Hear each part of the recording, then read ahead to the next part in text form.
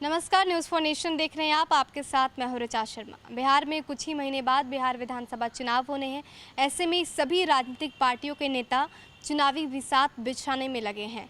Corona संकट की बात की जाए तो ऐसे मौके पर जहां एक तरफ सत्ता पक्ष ये दावे कर रही है कि सरकार इसको लेकर मैनेजमेंट अच्छे तरीके से कर रही है, कोई भी दिक्कत किसी भी लोगों को नहीं है। खासकर कोरोना संकट में प्रवासी मजदूरों के मुद्दे पर सत्ता बहुत ही अच्छे ढंग से काम कर रही है, कोई भी दिक्कत नहीं है। लेकिन दूसरी तरफ विपक्ष की सबसे बड़ी पार्टी राजद के राजकुमार तेजस्वी यादव सरकार को घेरने की कोशिश कर रहे हैं, हर मुद्दे पर सरकार पर निशाना साधते नजर आ रहे हैं। अब इसी बीच सुशांत सिंह राजपूत का मौत का मामला हो या फिर बिहार में जिस तरह से भारत चीन के मुद्दे पर 5 ऐसे सैनिक ऐसे जवान शहीद हो गए, अब उनसे मिलने सभी पॉलिटिकल लीडर्स जो हैं वो जा रहे हैं।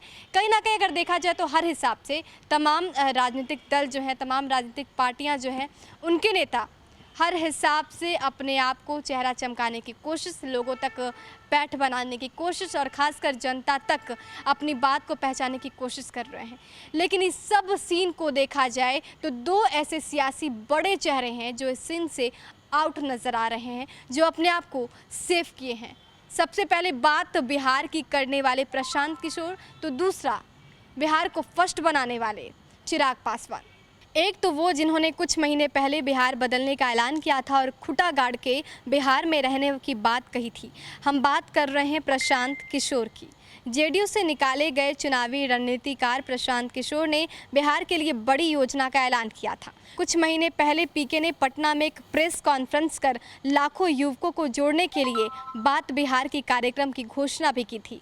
प्रशांत किशोर ने कहा था कि वो बिहार को देश के अग्रणी राज्यों में शामिल होते हुए देखना चाहते हैं और इसके लिए वो मिशन पर निकलेंगे और युवाओं की फौज भी तैयार करेंगे।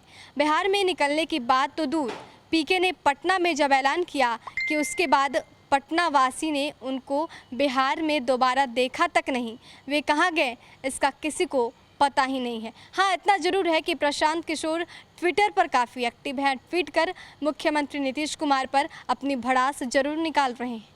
कोरोना संकट में जब बिहार की सरकार प्रवासी मजदूरों की वापसी समेत अन्य संकटों यथासंभव मुकाबला कर रही थी, तब भी पीके ट्वीट कर नीतीश कुमार को फेल साबित करने में जुटे थे।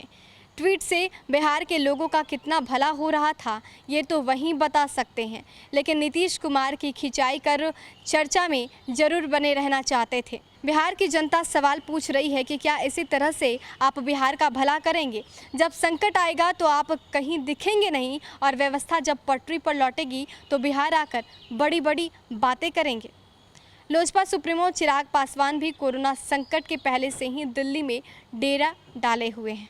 वैसे तो ये तमाम मुद्दों पर एक्टिव हैं और बिहार के मुद्दों को लेकर वो लगातार मुख्यमंत्री से प्रधानमंत्री तक पत्राचार कर रहे हैं। चाहे प्रवासी मजदूरों की बात हो या फिर सुशांत सिंह राजपूत का मुद्दा, हर मुद्दे पर वो एक्टिव नजर आ रहे हैं। वे दिल्ली से ही वीसी के माध्यम से बिहार की चुनावी तैयारी में जुटे हैं, लेकिन चिराग पासवान के बिहार में नहीं होने से लोग सवाल खड़ा कर रहे हैं। प्रशांत किशोर ने सीधे तौर पर बिहार की राजनीति में एंट्री का ऐलान तो नहीं किया था, लेकिन ये संकेत तो जरूर दे दिए थे कि वो भविष्य में ऐसा जरूर कर सकते हैं। बिहार में इस साल नवंबर में चुनाव होने हैं। उससे पहले प्रशांत की बात बिहार के कार्यक्रम के जरिए युवाओं को जोड़ने की कोशिश की थी, अभियान शुरू भी किया था, लेकिन वो इसमें कितना कामयाब हुए ये तो वहीं बता सकते हैं। प्रशांत किशोर ने कहा था कि वो युवाओं को अपने से जोड़ने के लिए एक कार्यक्रम शुरू करने जा रहे हैं। उन्होंने कहा था कि 20 फरवरी से बात बिहार की एक कार्यक्रम शुरू करने जा रहा हूं। राज्य के 8,800 पंचायतों में से लड़कों की एक टीम बनाने जा रहा हूं। 20 मार्च तक हम राज्य के 10 लाख लड़कों को शामिल करने की योजना है। उन्होंने कहा था कि बिहार के गांव-गांव से लड़कों को जोड़कर आगे बढ़ाने की रणनीति है। हमारी योजना है कि राज्य में 10,000 अच्छे मुखिया जीत कराएं। वहीं बीजेपी और जेडीयू लगातार ये कहते आई है कि प्रशांत किशोर को बिहार से कोई मतलब ही नहीं है, पीके को तो सिर्फ पैसा चाहिए। बीजेपी प्रवक्ता निखिल आनंद कहते हैं कि संकट में जब तेजस्वी यादव बिहार आ गए तो प्रशांत किशोर को भी उनके पीछे पीछे आ जाना चाहिए था, यहीं आकर ट्वीट करते तो अच्छा लगता। कम से कम इस संकट काल में बिहार आए तो तो बिहार के लिए दम भरने वाले ये दोनों बड़े चेहरे इस वक्त गायब हैं।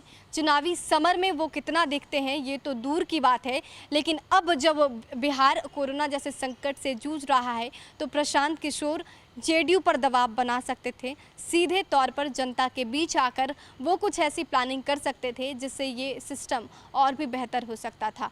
वहीं अगर सत्ता पक्ष की बात की जाए, चिराग पासवान की बात की जाए, तो चिराग पासवान भी अपनी उपलब्धियों को जनता को गिना सकते थे। इसके साथ सड़क पर उतरकर जनता के बीच उतरकर उनका दिल भी जीत सकते थे, लेकिन ये दोनों इस पूरे सिस्टम में फेल नजर आ रहे हैं।